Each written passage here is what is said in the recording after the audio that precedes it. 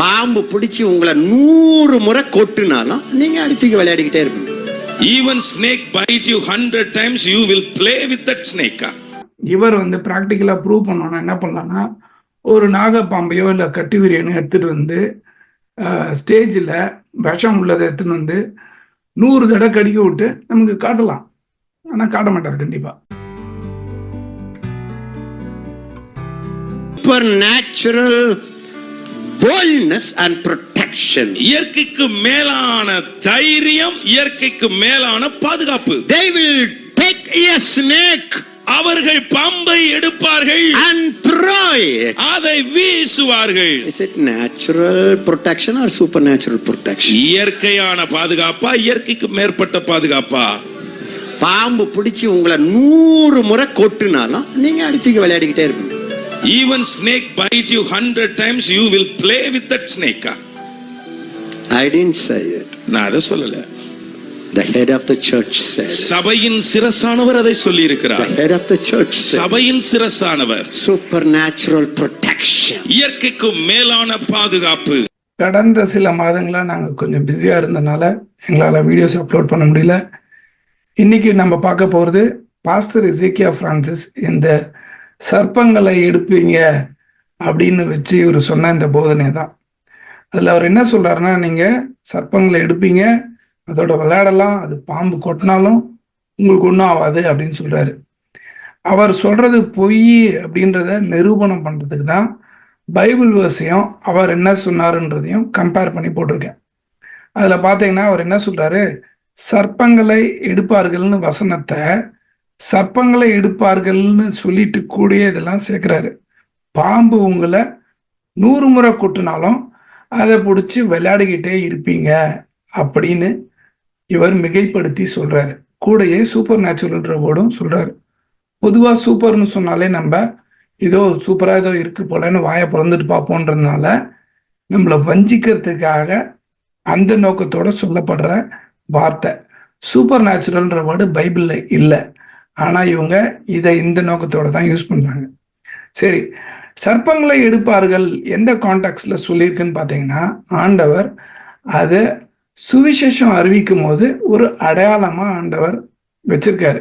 புறஜாதி ஜனங்க ரட்சிக்கப்படாதவங்க இந்த அடையாளங்களை பார்த்து ஆண்டவர் யாரு அப்படின்னு தெரிஞ்சுக்கணுன்றதுக்காக வச்சிருக்காரு.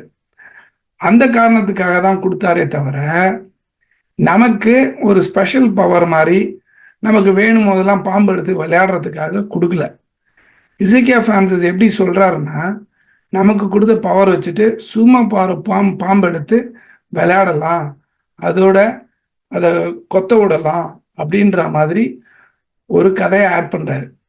ஆனா அந்த மாதிரி உங்களுக்கு பிடிச்ச மாதிரிலாம் விளையாடலாம், ஜாலியா இருங்க அப்படிலாம் ஆண்டவர் சொல்லவே இல்லை. அப்ப இவர் மிகைப்படுத்தி வஞ்சிக்கிறாரு. சரி, நம்ம என்ன பண்ணலாம்னா, ஆண்டவர் எந்த நோக்கத்தோட இதை சொன்னாருன்றத பார்ப்போம். ஃபர்ஸ்ட் நம்ம என்ன பண்ணலாம்னா, அப்போஸ்தலர் 1:8 படிக்கலாம். அதை படிச்சுட்டு அடுத்த வசனத்துக்கு போகலாம். பரிசுத்த ஆவி உங்களிடத்தில் வரும்போது நீங்கள் பலன் அடைந்து எருசலேமிலும் யூதேயா முழுவதிலும் சமாரியாவிலும் பூமியின் கடைசி பரியந்தமும் எனக்கு சாட்சிகளாக இருப்பீர்கள் என்றார். அப்ப நமக்கு பலன் எதுக்காக கொடுக்குறாருன்னா, சாட்சியா இருக்கிறதுக்காக. அப்ப ஆண்டவர் ஒண்ணு கொடுக்குறாருன்னா ஒரு காரணத்தோட செய்யறாரு. உனக்கு வல்லமை கொடுக்குறாரு, பாம்பு எடுக்கலாம் அப்படின்னு சொல்றாருன்னா எந்த காரணத்தோட சொன்னாருன்றதை கவனிக்காம விட்டுட்டோம்னா நம்ம வஞ்சிக்கப்படுவோம். இப்ப எந்த காரணத்தோட சொன்னாருன்றத கவனிச்சோம்னா நம்ம தெளிவாயிடுவோம். நம்ம என்ன பண்ணலாம், இப்ப மார்க் 16வது அதிகாரம் எடுத்து எதுக்காக அப்படி சொன்னாருன்றத பார்த்துடலாம். 15வது வசனம் படிக்கிறேன். பின்பு அவர் அவர்களை நோக்கி, நீங்கள் உலகமெங்கும் போய் சர்வ சிருஷ்டிக்கும் சுவிசேஷத்தை பிரசங்கியுங்கள். அதுக்கப்புறம் 17வது வசனம் சொல்றாரு, விசுவாசிக்கிறவர்களால் நடக்கும் அடையாளங்கள் ஆவன அப்படின்னு ஒரு பட்டியல் கொடுக்குறாரு. அந்த பட்டியல்ல தான் சர்ப்பங்களை எடுப்பார்கள்னு சொல்றாரு. அது கூட போற பாம்பை நீங்க எடுக்க சொல்லலை. அது சுத்திச்சுன்னா ஆண்டவர் உங்களை காப்பாத்துவாரு, அதை பார்த்தவங்க ரட்சிக்கப்படுவாங்க. இதுதான் அதோட பொருள். 20வது வசனம் நான் சொல்ற பொருள் அப்படிதான் இருக்குன்றது, வேதத்துல அப்படிதான் இருக்குன்றத நம்ம பார்க்கலாம். 20வது வசனம் படிக்கிற பாருங்க. அவர்கள் புறப்பட்டு போய் எங்கும் பிரசங்கம் பண்ணினார்கள். கர்த்தர் அவர்களுடனே கூட கிரியையை நடப்பித்து, யார் கிரியை நடப்பிக்கிறாரு? கர்த்தர். அடுத்தது, அவர்களால் நடந்த அடையாளங்களினாலே வசனத்தை உறுதிப்படுத்தினார். என்ன பண்றாரு?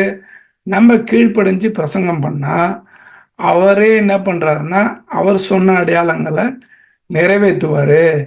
நம்ம போய் ஓடுற பாம்பை பிடிக்கணும்னு அவசியம் இல்லை, இல்லை அதை எடுத்து விளையாடணும்னு அவசியம் இல்லை, அதை கடிக்க விட்டு நமக்கு எதாவது ஆகுதான்னு சோதிக்கிற அவசியமும் இல்லை.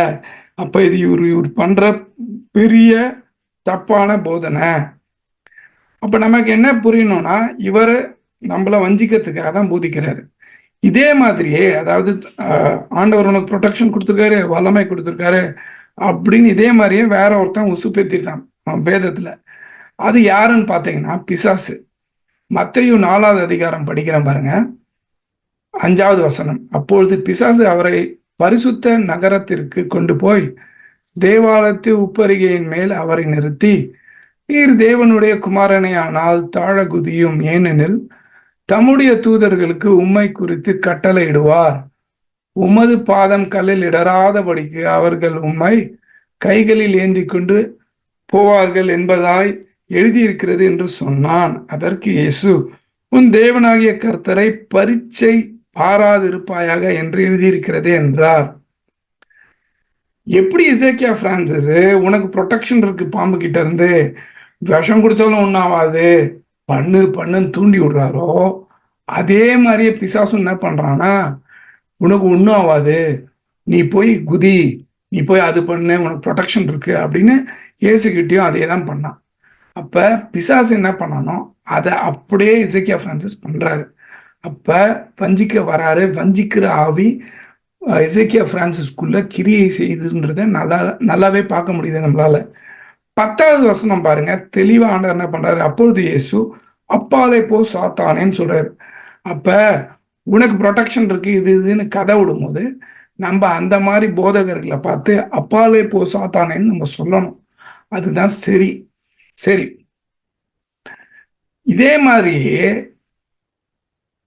இந்த வசனத்தை எடுத்து செய்ய ட்ரை பண்ணி விழுந்து போனவர் ஒருத்தர் இருக்காரு. அவர் பார்த்தீங்கன்னா என்ன பண்ணாருன்னா, ஸ்டேஜில் ஏறி பாம்பை வச்சு டெமான்ஸ்ட்ரேட் பண்ணி காட்டுறேன், பாம்பு என்ன கொத்தும், ஒன்றும் ஆகாது பாருங்கன்னு பண்ணாரு. பண்ணி அவர் செத்துட்டாரு. அவர் ஒரு பாஸ்டரு, அவரோட பிள்ளையும் இதே தவறை செஞ்சு அவரையும் பாம்பு கடிச்சிச்சு.